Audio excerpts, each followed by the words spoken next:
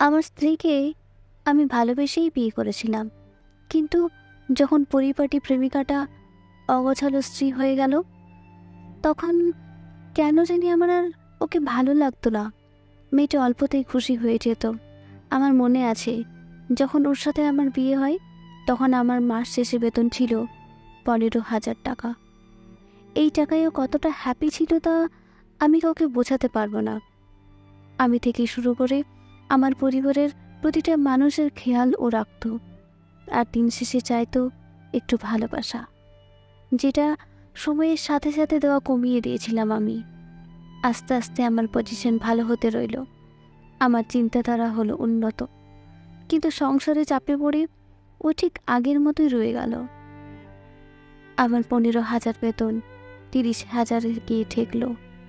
ঘর পরিবর্তন হলো, আমি পরিবর্তন হলাম।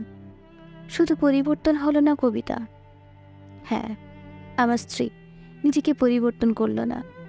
টাকার নেশা আমাকে গ্রাস করে দিল আস্তে আস্তে। ভুলে গেলাম আমি আমার প্রিয় অতীতকে। সুখ পেয়ে ভুলে গেলাম দুঃখের দিনের পাশে থাকা মানুষগুলো। সারাদিন খাটাখাটনি করে খাবার টেবিলে যখন কবিতা অপেক্ষা করত, আমি বলতাম যত সব আদিক্ষেতা।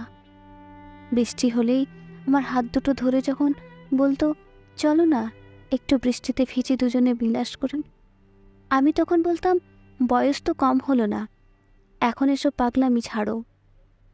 মাঝরাতে যখন পিরিয়ডের ব্যথায় কুঁকড়ে উঠত, আমি নাক সিটকে পাশের রুমে ঘুমাতে চলে যেতাম। দিনের পর দিন তার ভালোবাসা বেড়েছিল আমার প্রতি, আর আমার অবহেলা।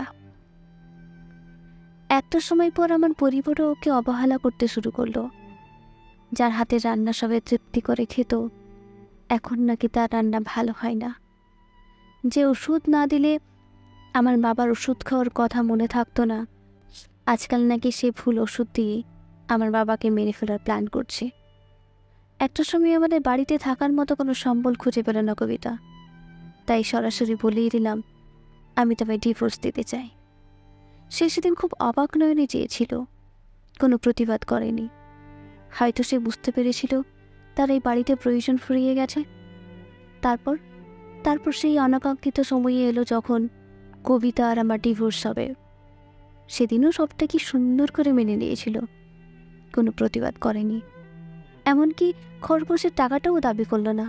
উকিল যখন বলল কেন সে টাকাটা নেবে না, তখনও বলল যে মানুষটাই আমার হয়নি, তার টাকা দিয়ে আমি কি করব। ওর বাবা সেদিন আমি একটা কথা বলেছিল, ভগবান দিয়ে ধন দেখে মন কেড়ে নিতে কতক্ষণ। কথাটার মানে সেদিন না বুঝলেও আজ ঠিক বুঝতে পারি। 3 মাসের মাথায় মিথ্যা অপবাদে আমার চাকরি চলে যায়।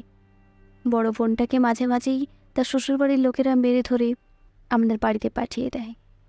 বাবা ফুল ওষুধের রিয়াকশনে আধবিছানার সাথে মিশে আছে। মা প্রায় আজকাল তরকারিতে নুন হলুদ দিতে ভুলে যায়। আর আমি উন্নত মানের চাকরি থেকে ফুটপাতে ছোট্ট একটা ফুলের দোকান নিয়ে বসে আছি। আজ ওই কথাটার মানে বুঝলাম, ভগবান দিয়ে ধন দেখে মন কায়রা নিতে কতক্ষণ। লুকিয়ে খোঁজ নিয়েছিলাম কবিতার। শুনেছি অন্য জায়গায় তার বাবা বিয়ে দিয়েছে, স্বামী একজন ডাক্তার, খুব সুখে আছে। খুব ভালো ভাগ্য সেই মানুষটার যার সাথে কবিতার বিয়ে হয়েছে। গেছে মাসে নাকি তাদের একটা মেয়েও হয়েছে। সে সুখের আশা করেনি, তাই তার এত সুখ। আর আমি সুখের আশা করে মানুষকে অমানুষ ভেবেছি, তাই আজ আমার এই পরিস্থিতি। তাই তো বলে শেষ হাসিটা তারাই হাসি যারা নিজেকে নয় অন্যকে ভালোবাসে। সবাই টাকায় সুখ খোঁজে না, প্রিয় মানুষটার মাঝেও কেউ সুখ খোঁজে। তাই বলি, প্রিয় মানুষগুলোকে সময় থাকতে মূল্য দিও, হারিয়ে গেলে কপাল ঠুকলেও আর পাবে না।